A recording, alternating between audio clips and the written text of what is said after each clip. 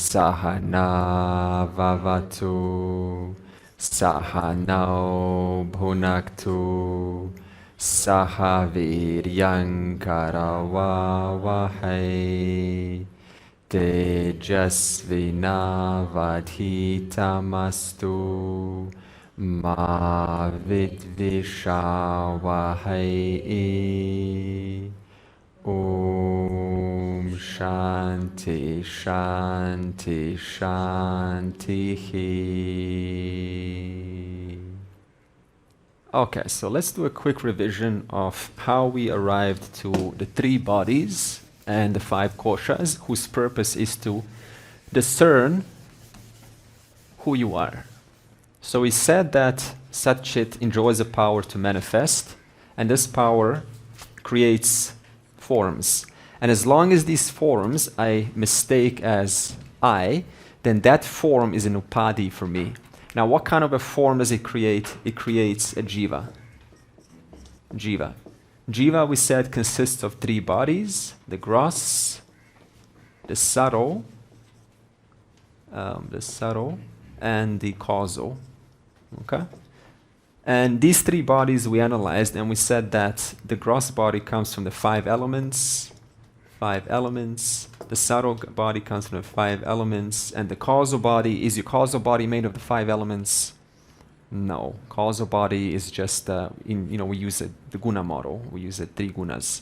So the causal body, because it's unmanifest, you cannot, it's not in manifest mode, it's in potential. So you can't say that the causal body is made of five elements, because the five elements only come through at the level of this physical and the subtle.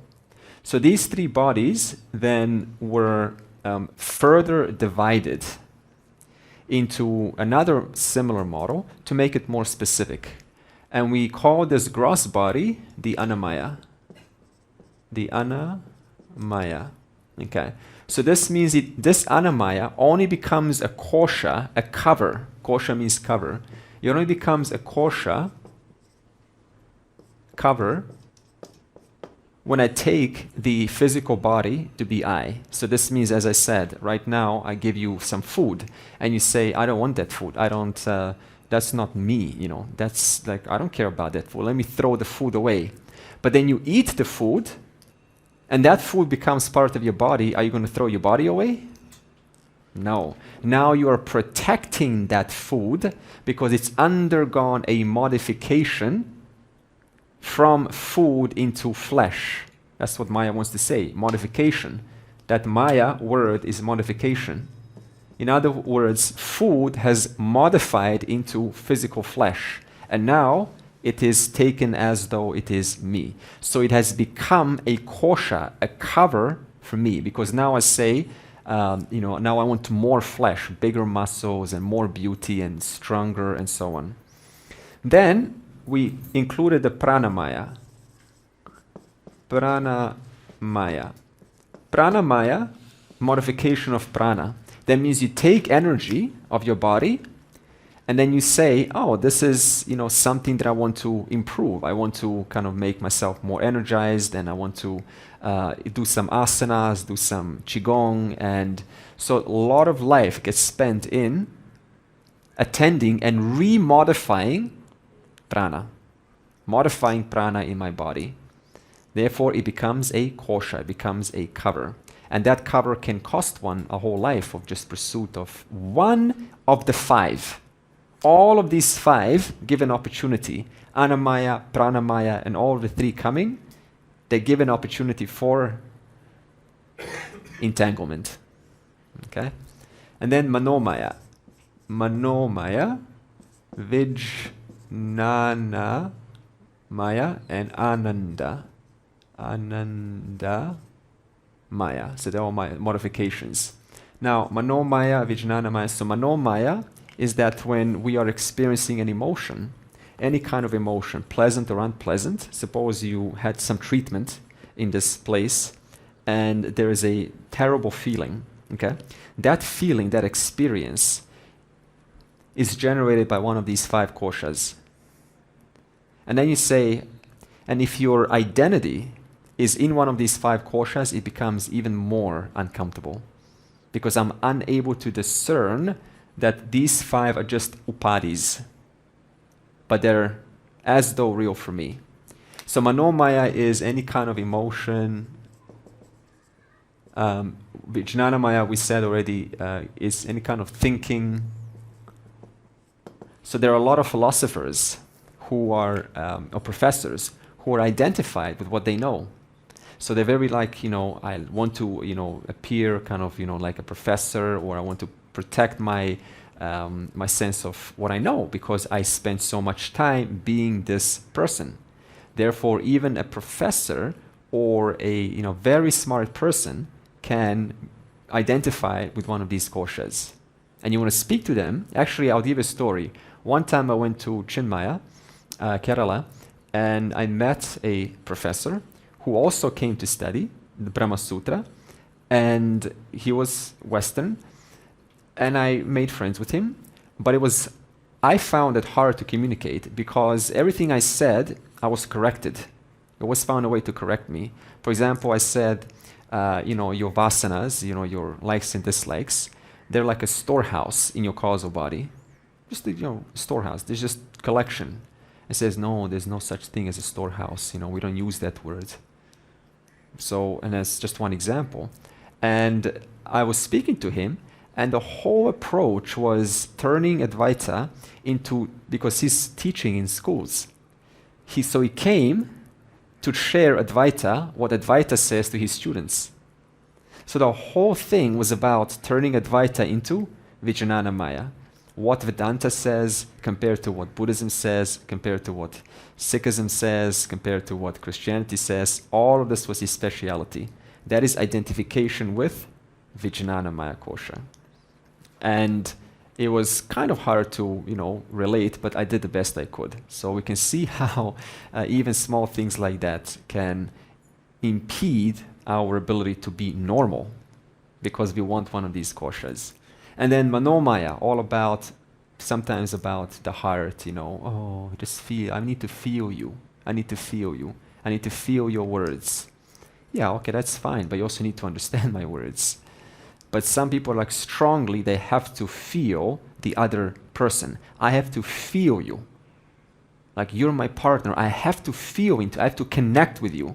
And it's such a strong connection, you kind of push the other person away because they don't have such an identity with this Manomaya kosha. For them, it's like, yeah, we've connected, but it's almost like you just want to connect and connect and connect. When's the ending?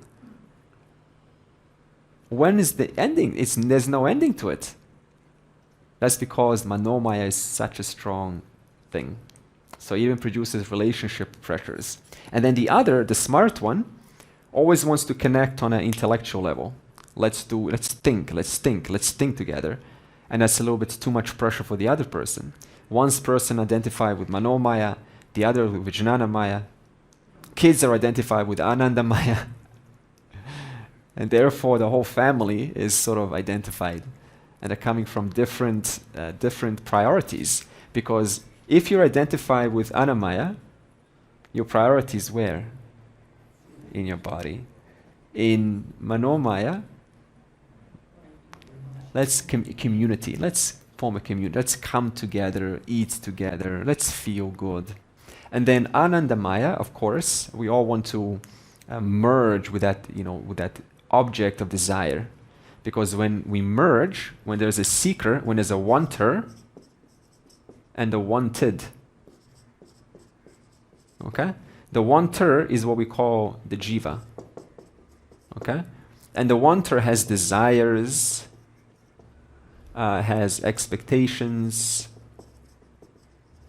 has rules. Desires, expectations, rules. And as long as they are shining into the world, I'm not satisfied. Rules have to be fulfilled. Rules have to be satisfied. Rules have to be satisfied. Are you satisfying my rules? Are you satisfying my rules? Are you satisfying my rules? Are you fulfilling my expectations? Are you fulfilling my expectations? Are you,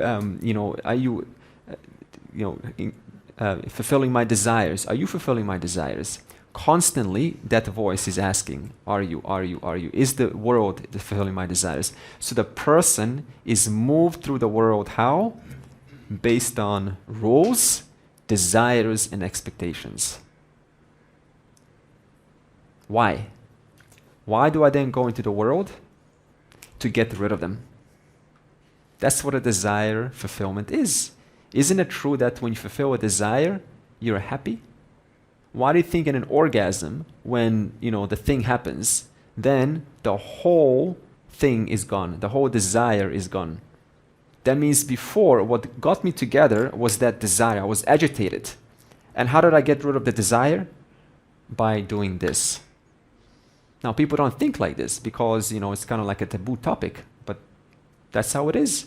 Any desire agitates the person. And the way to fulfill it is how?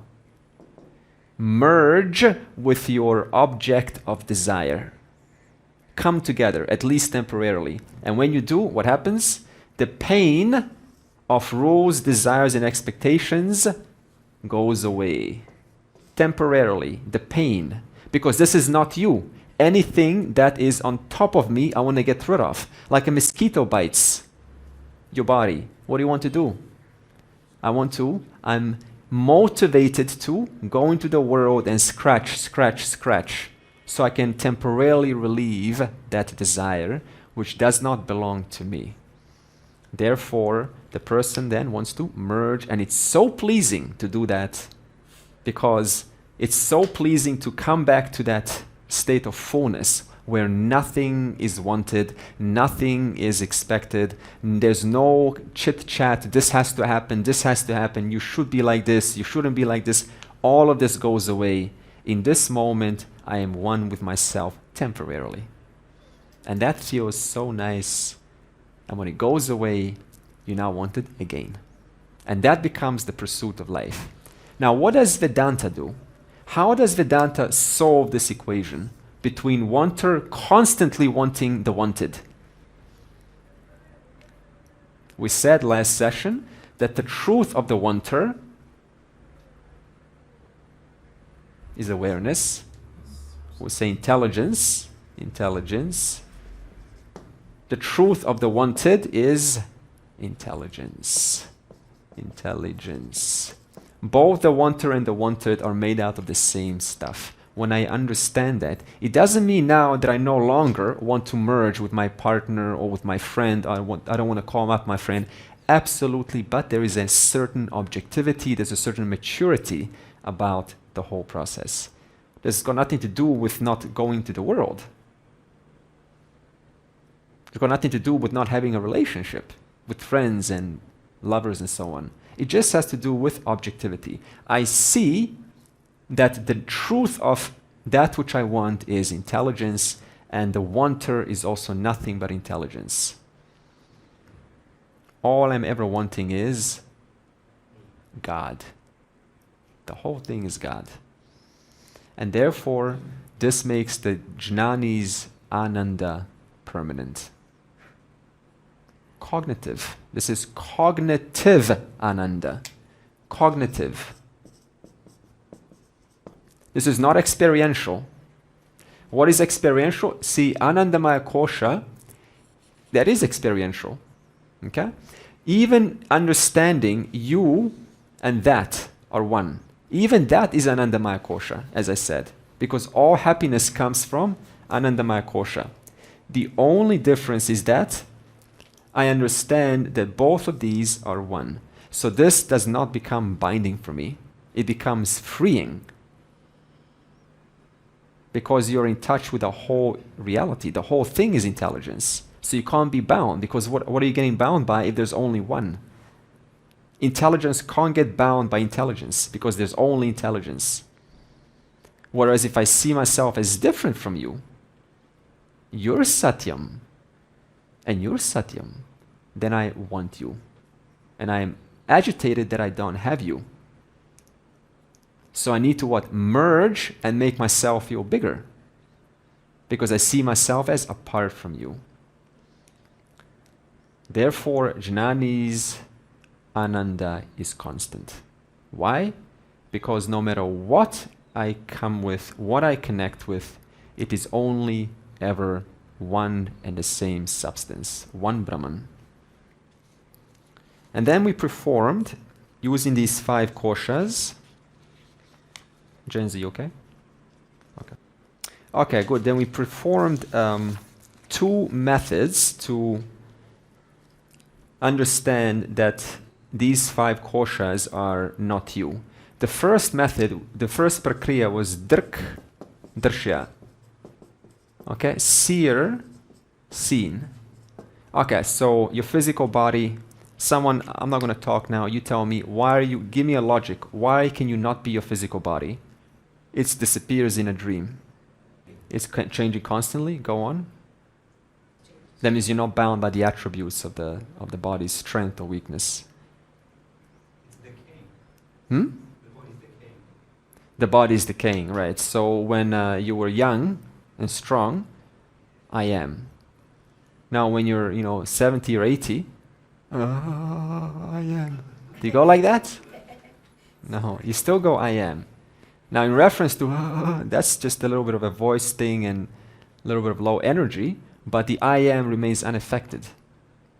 So the body has undergone millions of changes, has decayed, has grown, has changed so many times, and yet I am. Pranamaya. Give me a logic. Why can you not be energy of the body? Sometimes I feel dull, sometimes I feel energetic. Yeah. Right now I can give you coffee. There, prana goes up. Hmm? It's just temporary. It's temporary too. Fatigue is also temporary. Okay? Manomaya. Emotions. Why can you not be your emotions? To be all over the place all the time. It's same kind of thing. Yeah. They're changing. They're changing. Sad and happiness, waves of sad. Yeah, there's waves of happiness, yeah. And throughout all of those changing emotions, they are distinctly identified. That means the I am never gets tired. It's always available to distinctly and accurately identify maximum fatigue or maximum energy. What about Vijnanamaya kosha? Why can you not be the inquirer? The inquirer, I'm the inquirer. I'm a good inquirer of Vedanta. I'm a good thinker. Why are you not that? Sometimes I'm not thinking. Sometimes, right? Most of the times. 60,000 in a day. Huh? Yeah, 60,000. I wonder if these people are gonna, what time they're gonna come tomorrow? Sunday is the wedding maybe. Indian weddings usually Sundays are more common. You think they're gonna be quiet tomorrow? No, Yeah. today night they may be. Today is a nice day. Yeah. I am.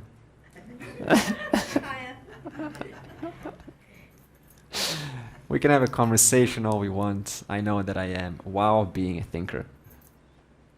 Now I'm having this conversation to obviously enjoy myself.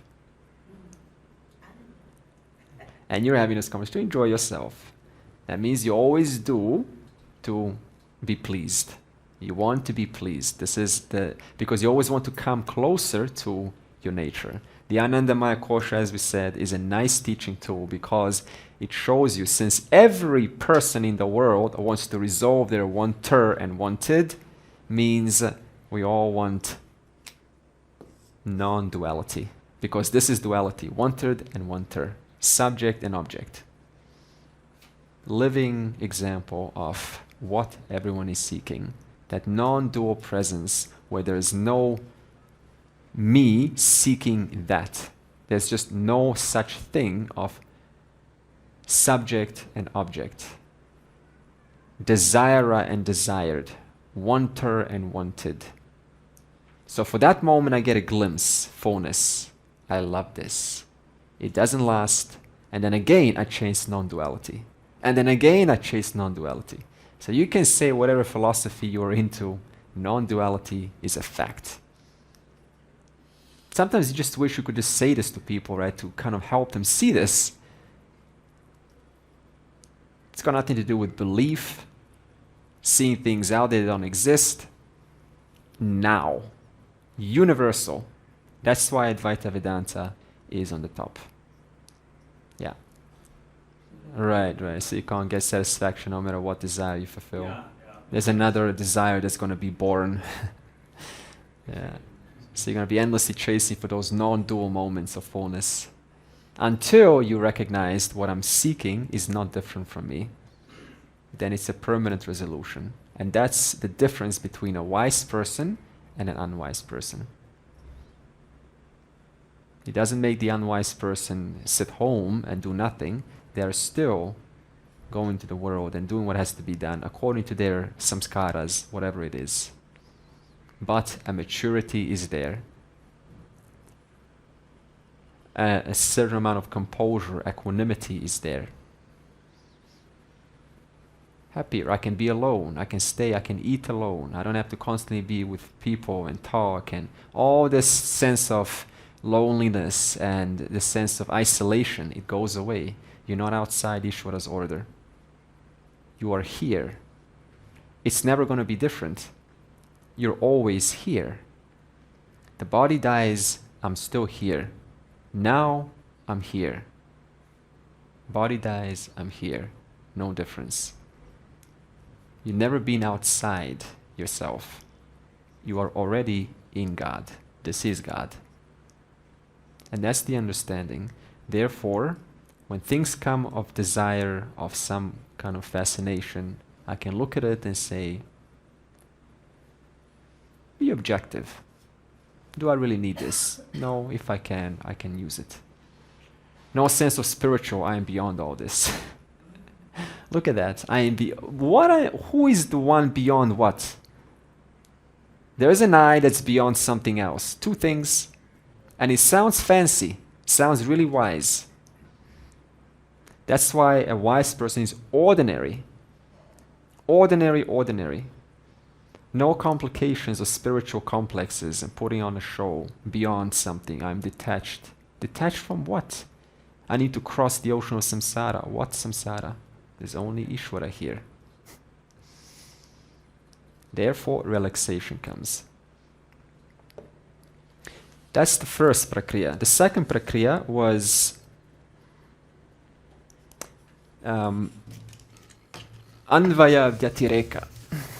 Some of us were not here, so we missed this.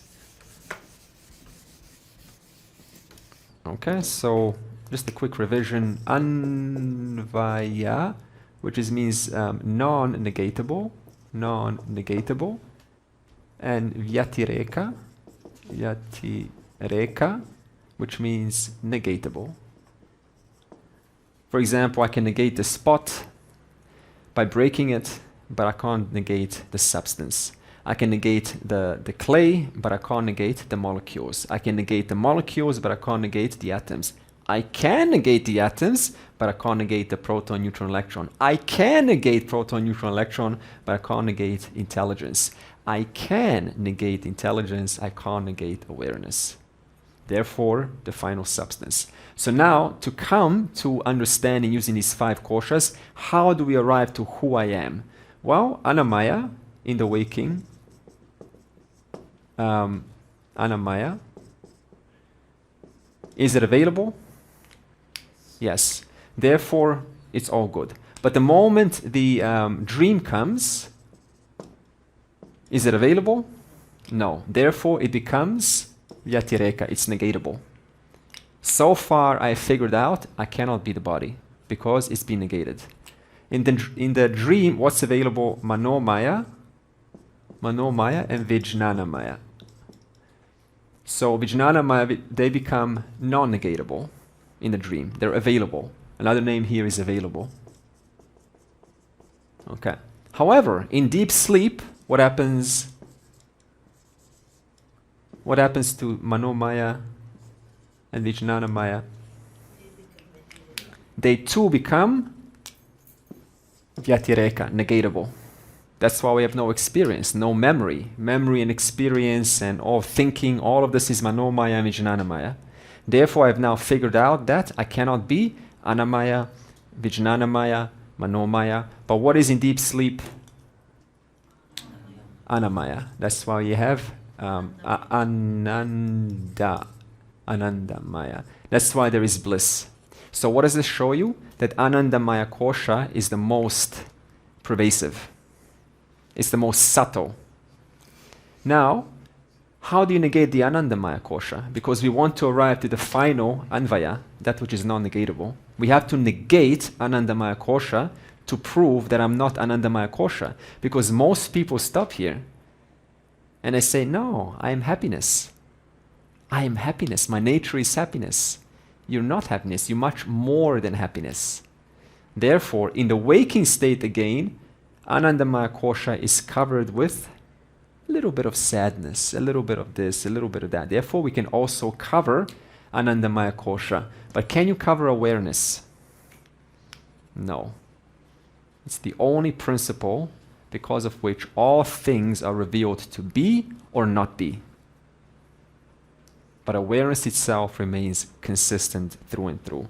Therefore, what have we done? We have made all these koshas the drshya, and awareness is drak, the seer. And awareness remains through and through all three states.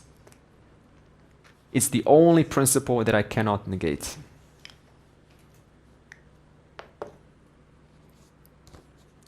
Okay, and then just one more point. Okay.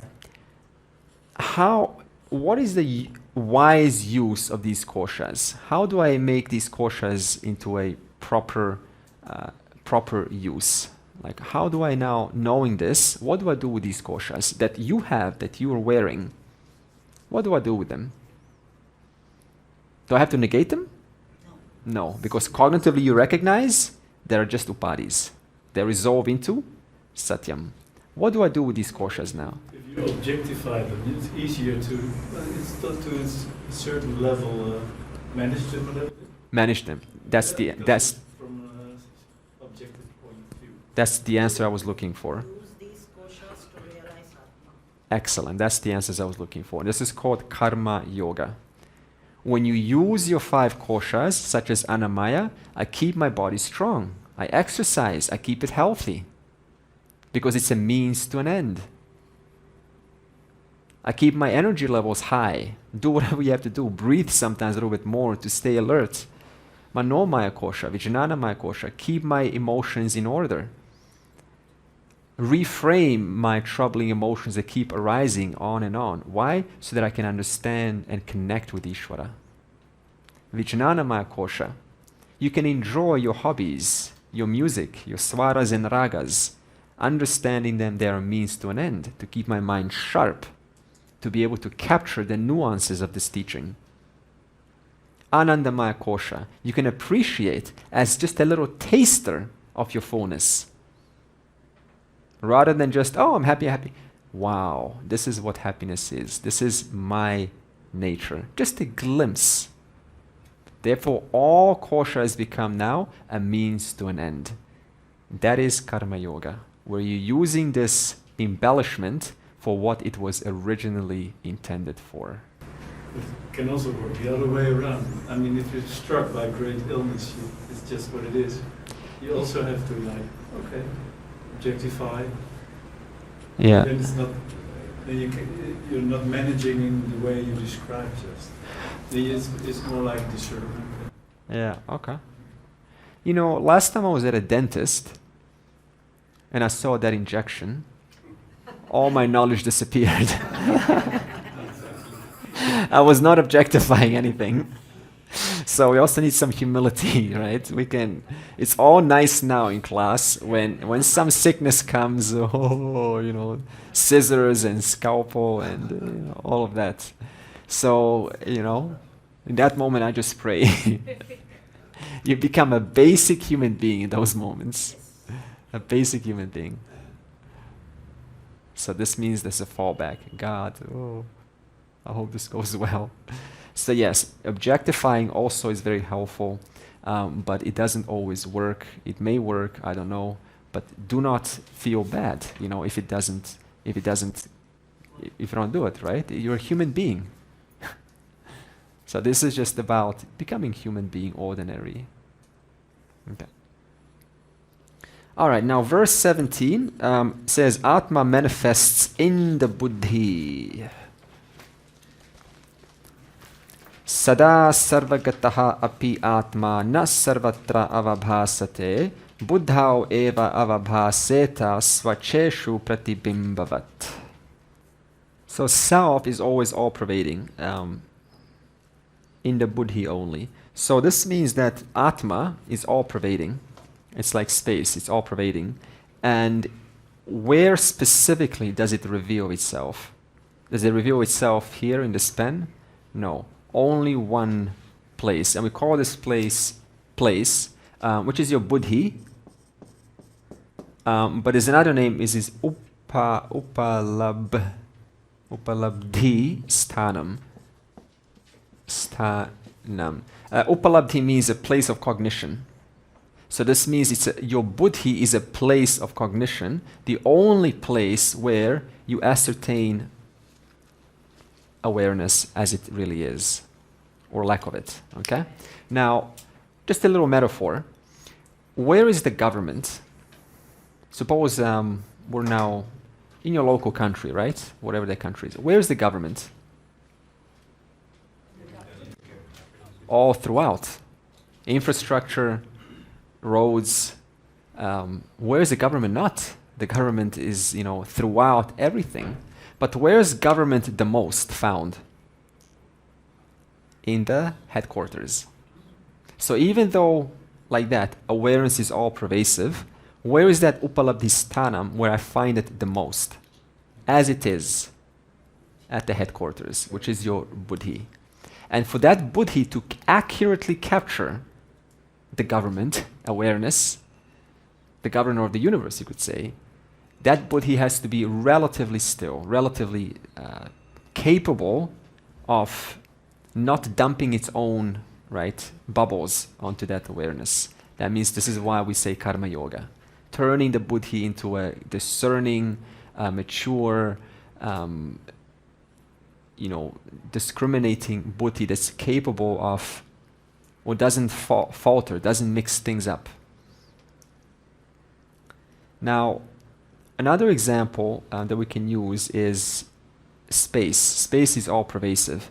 And if we take this all-pervasive space, even though it's everywhere, this person has to figure out two things. That number one, the space right here is not confined to this. It only seems to be confined owing to the upadhi for the moment, for the time being. And I can appreciate that while being alive. I don't have to try to kind of break free and be everywhere, which is a common request, of the spiritual seekers. I want to be everywhere. No, because you cannot break free, because you cannot cheat Ishvara's system. Ishvara has designed a body and a mind which is going to, as though, limit you the space. And so you have to appreciate that apparent limitation, which is not actual. It's only an apparent limitation. And the second thing I have to recognize is that no matter what you put inside this cup, it doesn't ever get contaminated. It always remains pure. So in that same way, whatever is inside your mind, whatever contents are inside your mind, they never touch you. You always remain pure, ever free of any kind of attributes of anyone. So that means all pervasive awareness right now is everywhere. It's even here. But why does it feel like it's here? That's because of upadhi. That's because of upadhi. Okay, because you have a subtle body and it's capable of reflecting. That's why it says reflecting, reflecting a clear surface of the mirror. That's capable of reflecting consciousness. Therefore, it seems like it's here. But actually, consciousness is here, here, here, here. So don't think by saying I am conscious and then going I, here, I'm conscious. You might as well point here, I am conscious. I am conscious. I am conscious. You see what we do? I localize this all-pervasive space only here, and we say, I am conscious. No, I everywhere am conscious. But due to upadhi, for a time being, it seems like I am conscious over here. So, awareness is right here. I am here. You are here. But it only seems like awareness is here when I move my body. And now, I am not here. Now I have to go back here. Oh, now I'm aware over here. This is due to the Maya's projecting and veiling power. And this you can appreciate. I don't have to feel everywhere. I know cognitively I am everywhere. This is the understanding. And this Atma we call Swataha Siddha. Swataha Siddha means it's self-revealing. Swayam Prakasha, it's self-luminous. It's always directly known to you. It's aparoksha jnanam. It's direct knowledge. So what we do, what our mistake is we mix what is self-evident with that which is evident to the self. What is evident to the self? My body. So I mix that which is self-evident all the time as I am, with what is evident to me. But we have just done the prakriya. And we have recognized that there's a certain understanding, these 5 koshas cannot be me. So this is just a reflected consciousness, what we are feeling in the intellect of that pure consciousness. I wouldn't put it like that. You're not feeling anything. There's only one consciousness here. It only appears to be localized due to the upadhi. I wouldn't call it reflected consciousness at all. I would just call it consciousness. Right? And I am that very consciousness, which is evident to myself. The reason why it seems like I am confined here is because of this as though confinement. Right? As though confinement. Now that as though confinement you can call reflected consciousness. Now the thing with reflected consciousness, you can also equate that to ahamkara. Very simple. Your ahamkara is reflected consciousness. Another word for ahamkara is more or less reflected consciousness. Just to really simplify it, because it's always gonna people gonna bring this word up. Okay? And your ahamkara goes through how many stages? Doer, experiencer, knower, knower, doer, experiencer, knower, doer. Constantly changes roles. So this means you cannot be reflected consciousness. You have to be that which illumines the doer, illumines the experiencer, illumines the knower. That's why we say that which illumines is swayam prakasha, self-luminous. Whereas reflected consciousness, that's gone in deep sleep. And that changes roles between experiencer, doer, knower, constantly. That which remains through and through, illumining the doer, Andre, illumining the experiencer, Andre, illumining the knower, Andre.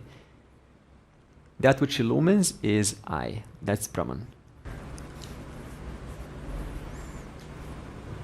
Because this clarity is required, because then you get stuck to that point, that I am that awareness. Yeah, so see who did that now? I am that awareness. Everything about this instrument that did that is mithya, resolvable, even ahamkara. Your ahamkara is nothing but Atma. This thing that we call ego, what is ego? When I think that awareness is as good as here, right? That's ego. The moment you recognize that's only apparent, there's no such thing as ego. It's also awareness. So, we say this word ego, okay, or ahamkara. That is nothing but taking all pervasive consciousness localized here. That's ego. When it's localized here, not there, it's here. The moment I recognize that localization is apparent, owing to the upadhi, it's no longer ego for me. that I sense is then no longer the ego. It is just now a function. It's no longer a kosha. It's no longer a cover. It's just one of the functions. So who has ego? A person who takes the ego as I. That means who takes the confinement as I. I am this much. The moment you recognize cognitively, even though I seem to be localized here, I'm all pervasive, there's no ego for me anymore. So why do the scriptures say, destroy the ego? Why do they say this? They keep on saying destroy the ego, destroy the ego. What does this mean? Before you answer, destroy the pot. What do I mean by destroy the pot? Without destroying the pot. Understand the substance. So when you destroy the ego, what are you doing? Understanding it is mithya, which is only resolvable into awareness, which is known to you as that which is self-luminous right now. I am, I am, I am. All the while there's some function in this I am that's changing between the knower vishal, doer vishal, experiencer vishal. For all of us. When we go and drive, when we go and sleep and do something now outside, we're all going to be doers. Now we're knowers. You see this? Now we're knowers. Now the ahamkara is a knower. Now reflected consciousness is a knower. Outside when we go, reflected consciousness will be a doer. Then when we lay on the bed, reflected consciousness, ahamkara, the knower, the pramata, all of these names are the same thing, is going to be an enjoyer. But right now I am, outside I am, on the bed I am. So you see how your ego is constantly, how the ego, don't even say your, but how the function called the ahamkara is constantly changing roles? That's all it does. It changes roles. Experiencer, doer, knower. Knower, experiencer, doer. So, question for you. How do you discern, listen to the question, how do you discern the difference between the ahamkara and awareness? Based on what I said. Ego is changing all the time. Super. I love that. Confident, straight up. I'm going to ask again. I want someone else's answer. How do you discern between the ahamkara and your true self, awareness? Not confining to this upadhi. It's not confined to this upadhi. Okay. If we understand that awareness is not confined to this body, then we are not in that ego. Okay. Next time you go out and you walk, the seminar ends and you say, how do I really discern between whether this is my ego or whether this is awareness? What will you answer to yourself? What will be your answer to yourself? I want to hear. So when you ask yourself, how do I know right now whether this is, this person who's objectifying things, this one who's knowing about things, this one who's, the experiencer. This is how they say it in spirituality. I am the experiencer. I am the knower. Never mind doer. They put a doer aside. But then they go back into experiencer, doer. What is an experiencer doer? That ahamkara itself is a upadhi. Good. The experiencer and doer and knower always belongs to 5 koshas. That in whose presence the experiencer, doer, and knower are constantly taking place, changing, that is I. I am that which enables the experience of knowing, the experience of doing, the experience of enjoying. All of that is enabled in my presence. Just like an appliance. You take an appliance and appliance has functions, has lights, has microphone, has detectors, has sensors. All of those things are enabled in the presence of one electricity. You take electricity out, the appliance is dead. So that which enables this appliance to experience being a doer, to experience being a knower, to experience being an enjoyer is Swayam Prakasha. I am. That's Atma. So can I tell, I know I am Rajashri Because of that awareness. And even the content of that thought, the substance of that thought is awareness. So even the substance of the knower is awareness. So forget about I am the knower. No, the relationship between I and the knower is a satya mithya relationship, just like between the clay and the pot. The knower has no reality without me, while I remain independent of the knower. Where's your knower in deep sleep? Your so-called I am the knower, I am the objectifier, I am the one who witnesses. Where is that one in deep sleep? So how can that be you?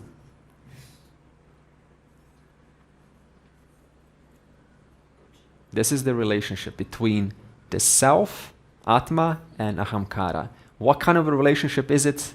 It's a satya mithya relationship. Wherever there's Ahamkara, that means a knower, a doer, experience, and that's exactly where awareness is, which is known to you as I am, I am, I am.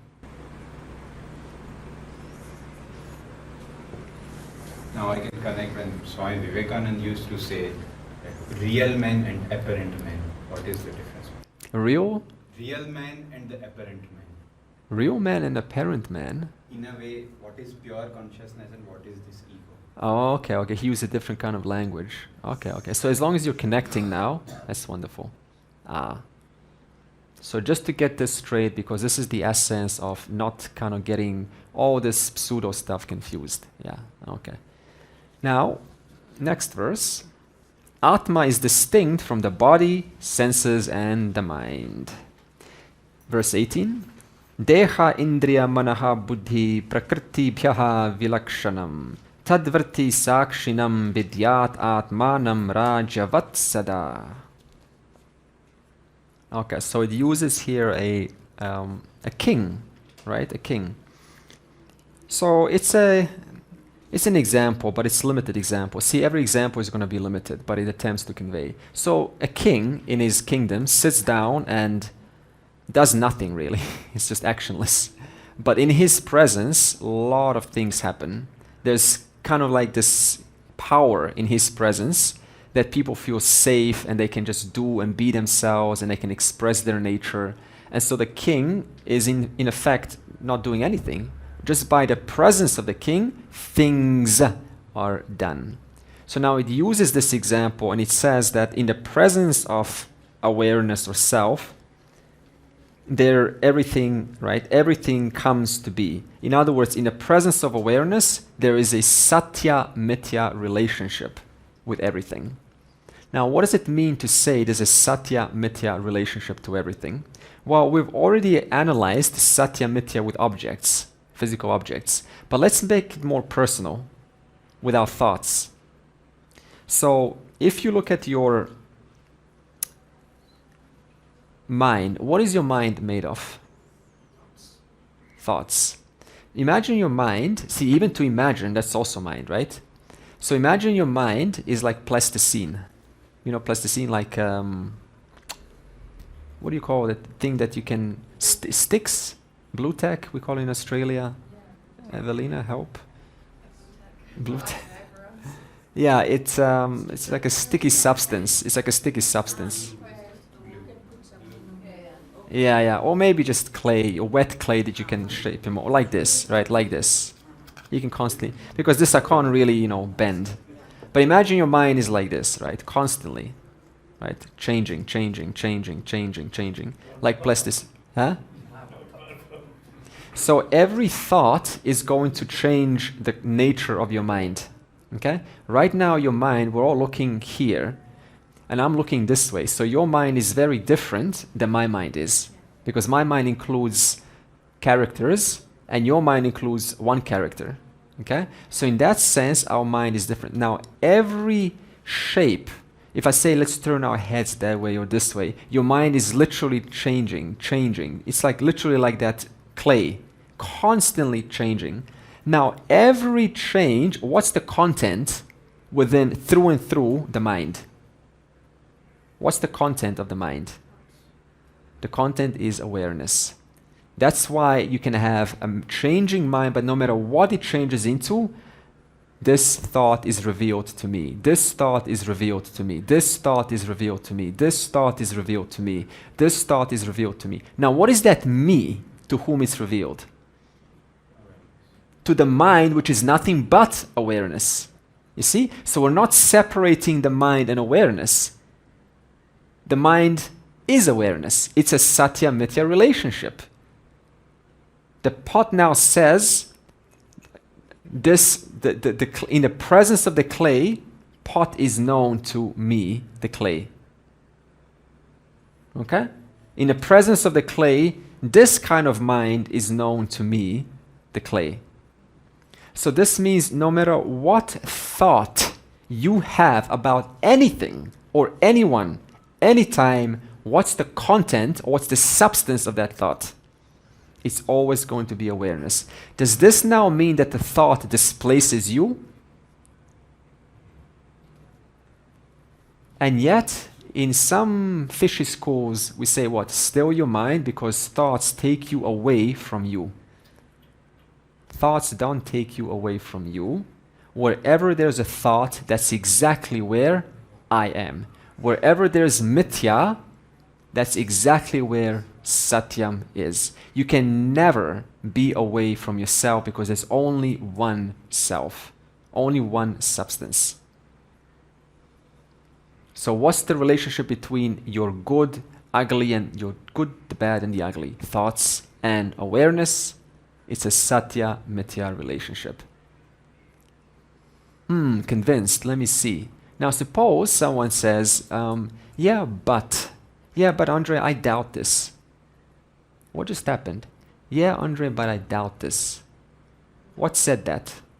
Yeah, Andre, but I doubt this. I was sure in class, but now I doubt. What's the content of that doubt? Awareness.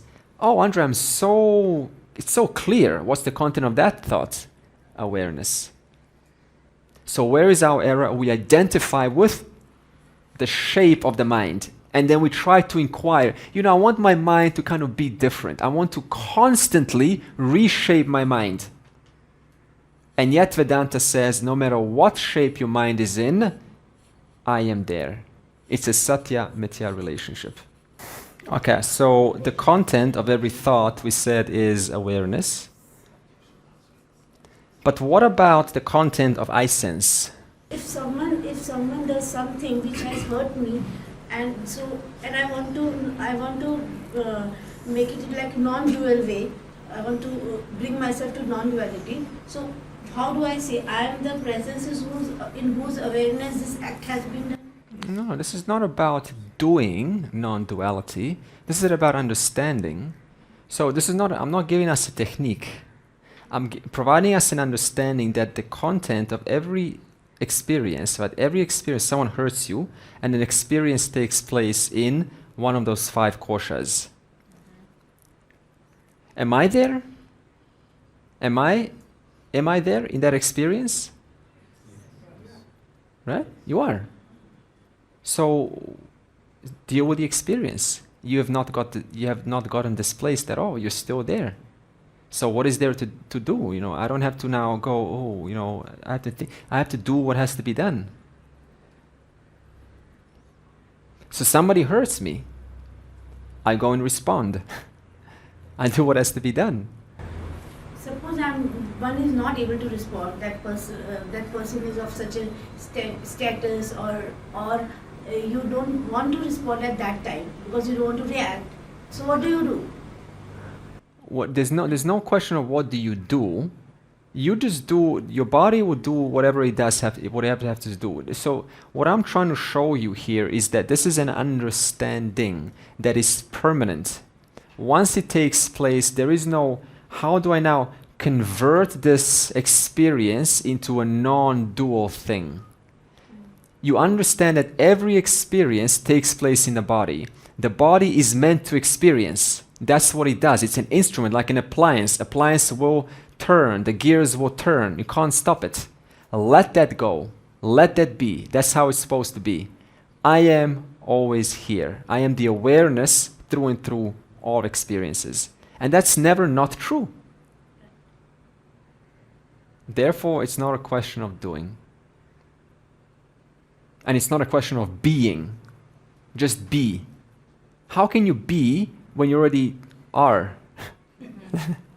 But how do you deal with situations? When such Okay, good, situations good. I understand now. So the question is, in this class, Atma Bodha, we're talking about an understanding.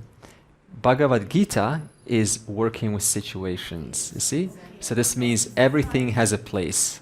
We never say, how do I apply a technique to knowledge? Knowledge is an understanding. Once I know that the sun is made of hydrogen and helium, I don't have to do anything about it. I appreciate it for what it is. But in terms of protecting myself from the sun, to not get burned, I still have to do what has to be done. Thank you. Okay. So, the content of every thought is awareness. Now, what about the person who says, I know about this thought. I know that there is a thought. I observe this thought. I witness this thought. What about that? That is the ahamkara. That's good, excellent. What's the content of that? Awareness. When I say content, I also mean substance, 2 words. Therefore, even your ahamkara is nothing but awareness.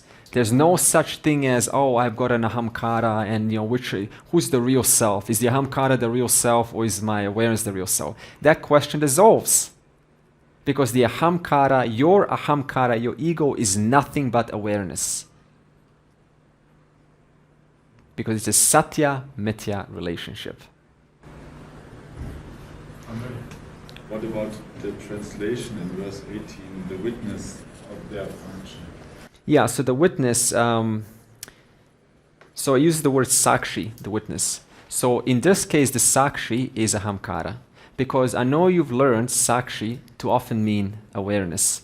I also want to teach you that it can be the other way around. So that you have a lot more flexibility. So that sakshi, you say, I am the sakshi of the thought. Many times we end up identifying with the ahamkara. So I'm using a different methodology to help you see that you're even free of the sakshi. So this sakshi is equated to ahamkara. No, in this case, sakshi is not referring to consciousness, it's referring to ahamkara, because sakshi in English just translate means the witness, the observer, the one who objectifies. That is going to be the ahamkara. Yeah, so the sakshi in this case is the drishya, the scene. Okay? And in my presence, the sakshi enables to do what it does. It's enabled to observe, to objectify things. Therefore, even sakshi also becomes nothing but drishya, the scene. Where is your sakshi in deep sleep? Where is the observer, the one who's observing thoughts? Where is that? Gone. Where is the knower in deep sleep? Where is the I am observing, I am the sakshi? Where is that in deep sleep? Gone. There is a common Invariable presence. invariable presence in waking, dream and sleep. Mm. That is sakshi. Yeah, now in a different methodology, you can say, yes, that's sakshi. So I'm explicitly stating here, in this case, sakshi is ahamkara also. In different kind of texts, I will then define explicitly and say sakshi can be consciousness. So the context changes. Why am I doing this? To help you become more flexible. So we don't get stuck with these words. Sakshi always has to be awareness. The more flexibility, the more you become invincible to these words, kind of just taking you back like, wow, what's the sakshi? What's this, what's that? I want you to understand the words from multiple standpoints. Same with Atma, no?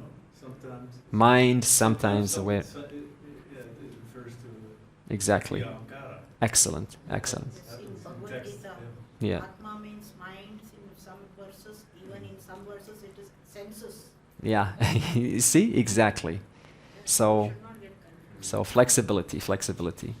Okay, so again, this sakshi that we call in this verse can also be the knower, ahamkara, pramata, reflected consciousness, all these words.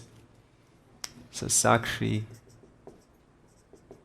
pramata, which just means knower, ahamkara,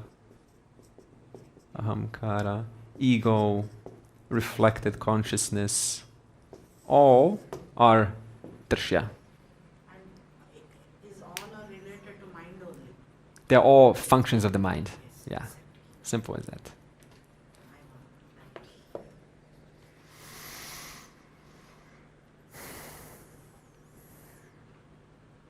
Okay, verse 19. One more question. Yes, sure, please. This sakshi is different from awareness? Sorry?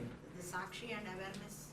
Yeah, so awareness is Atma, Sakshi is Ahamkara. Yes. Okay. Come to a different text, Yes. now Sakshi becomes awareness. Okay, but I will define that. That's what confusing me. Yeah, exactly. And this is what I want. So we get out of these rigid patterns. That's the whole teaching. Just like Simon said, Atma can mean this and mean that. You have to be flexible.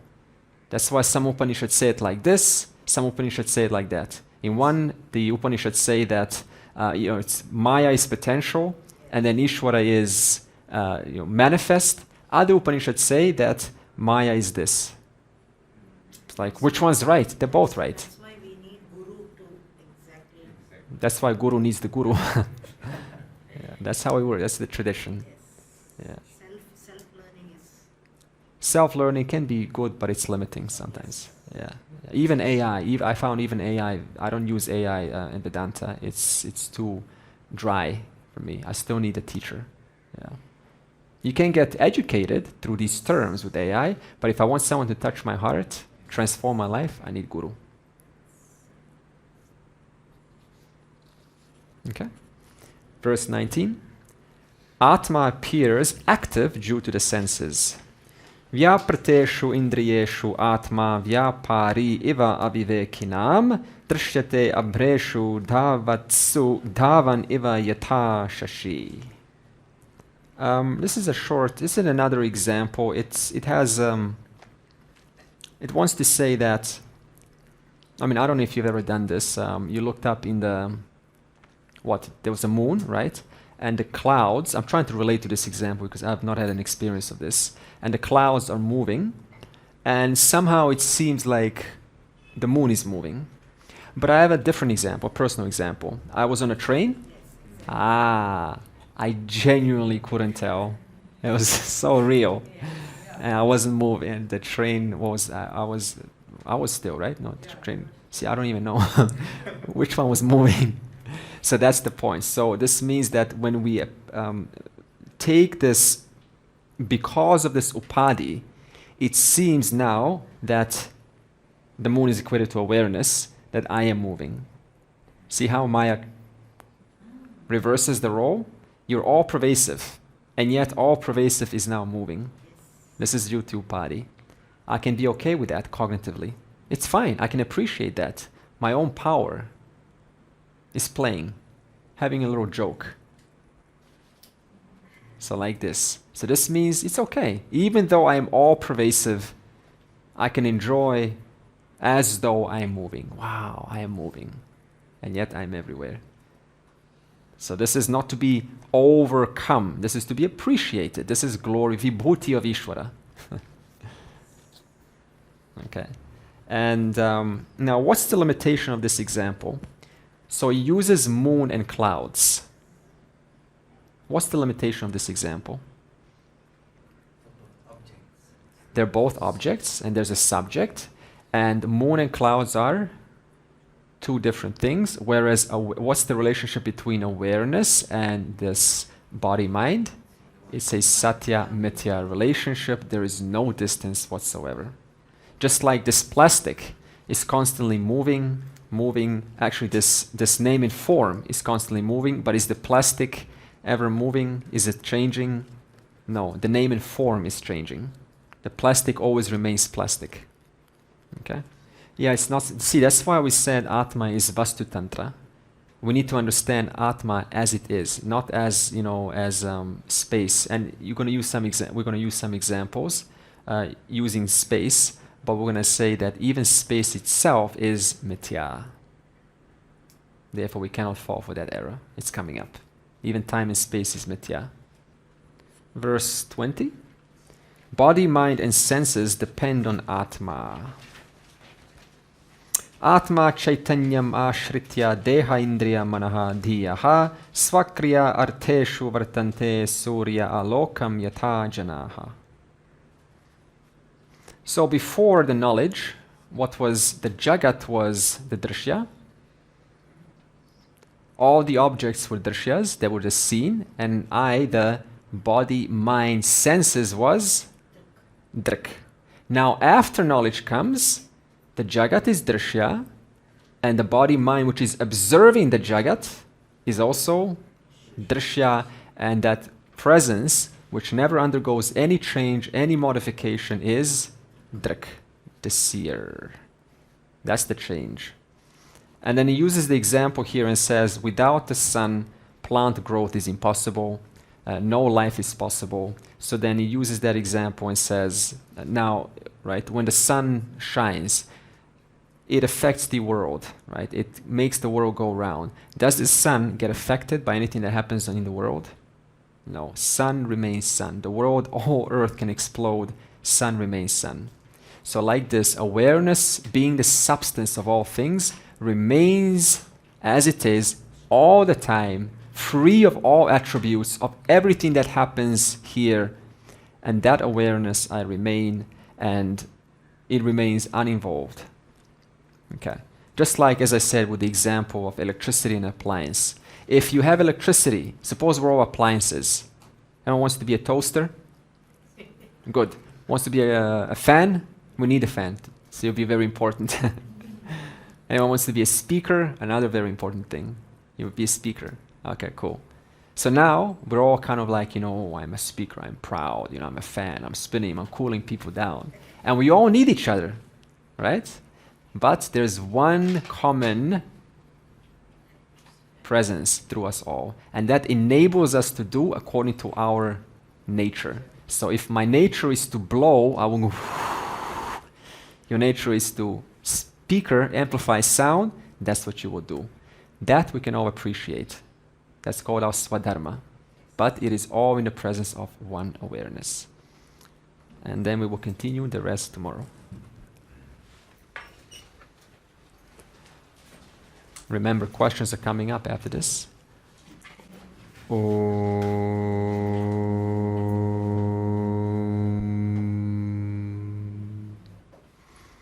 Purnamadav Purnamidam Purnat Purnamudachyate Purnasya Purnamadaya Purnam Eva Avashishyate. Om Shanti Shanti Shanti.